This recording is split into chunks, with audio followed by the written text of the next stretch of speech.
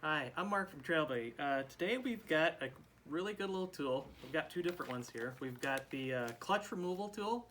So this is a little spanner wrench piece with four protrusions there to be able to catch on to the jam nut here that's on the clutch.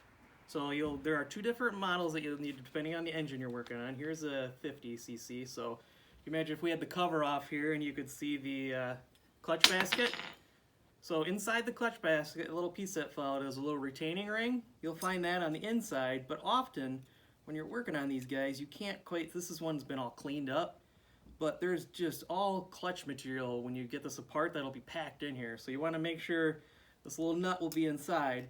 So that way when you're using these little tools, you want to make sure that you take a little chisel and you bend those little tabs back that are inside there so you got clearance.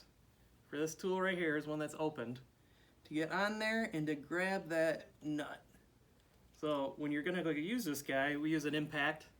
You got to be able to hold this guy here and impact that off. So either an electric or an air. But again, make sure those little tabs are backed off. The clutch, there's always a ton of clutch material in here under this cover. You'll find this cover right here that'll be on top. So you again pull back the tabs, put this tool on. There are two different ones. One's for a Trail 70, this one here, and one's a bit smaller diameter. That's for a Z50. Yeah, so you get the clutch material out.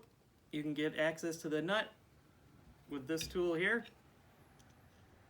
But this is a nice little tool for when you're restoring and for servicing the inside of this engine. So you can find this on the tool section of mytrailbuddy.com. Thanks.